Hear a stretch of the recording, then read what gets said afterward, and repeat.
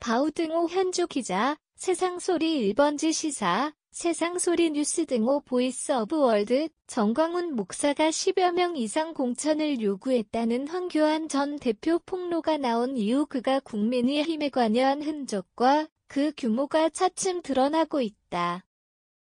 정광훈 늪이라 표현이 나올 정도로 그를 손절할 수 있나 하는 현실적 어려움이 제기되고 있다. 정권 교체에 광화문 세력이 기여했다면 그 부채 청산이 간단치 않아서다. 지난 7일 MBC 라디오에서 황교안 전 대표 폭로가 사실이라면 국민의힘 내부에 깊이 박혀있을 전 목사 세력이다. 하태경의 원이 지난 한 방송에서 전 목사 추천 당원들이 상당하다고 전했다. 심지어 전 목사 숭배한다면 당 떠나 그 교회로 가라고까지 홍준표 시장이 거론할 때만도 추종 세력이니 하는 말은 상상하기 어려웠다. 이게 어느 정도 사실로 얘기되고 있다. 따지고 보면 김재원 최고위원이나 일부 보수 정치인들이 정치적 생존을 위해 광화문 세력에 의존했던 바다. 반문재인 공동전선 차원에서 전 목사와 어울렸다는 홍 시장도 자유롭지 못했다. 그런 전 목사를 이제와 내치기엔 당 세력화가 어느 정도인지 가늠이 되지 않아 간단치가 않다. 스스로 정체를 드러내기 전에 뿌리를 도려내기 어렵다는 얘기다. 이들이 공천을 받거나 당내 세력으로 키워 전 목사가 국민의힘을 좌지우지할 거란 우려가 빈말이 아니다.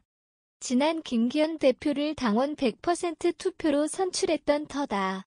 개딸들 극성에도 단절 얘기하지 못하는 이재명 대표와 민주당 상황이 반면교사다. 극성 당원들이 국민의힘에서 설치지 않으리란 법이었고 그 배후에 전 목사가 있을 수 있다는 추정이다.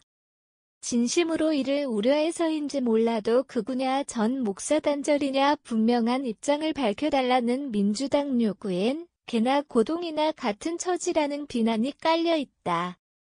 국민의힘이 정광훈 목사의 늪에서 빠져나오지 못하는 이유가 드러나고 있다는 박성중 민주당 대변인 말에 따르면 20대 총선 당시 전 목사로부터 무더기 공천 요구에다 그가 추천해 수만 명 당원이 입당한 모양이다.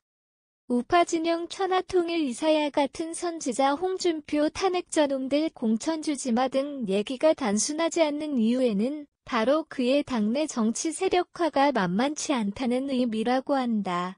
한참 어려웠던 지난 2019년 11월 문재인 전 대통령 퇴진 촉구 집회 당시 웬만한 국민의힘 정치인들이 전 목사 광화문 시위 등에 함께 나서곤 했다. 그의 영향력이 적지 않다는 점을 시사한다. 전 목사 세력 규모가 언급되고 있다. 단절하기 어려운 지점이다. 전 목사와 관련 여당 대표만 해도 3명이 언급되고 있다. 황교안, 홍준표, 김기현 대표다. 현주 기자 사코파워 @아웃룩, 캄루지바우.com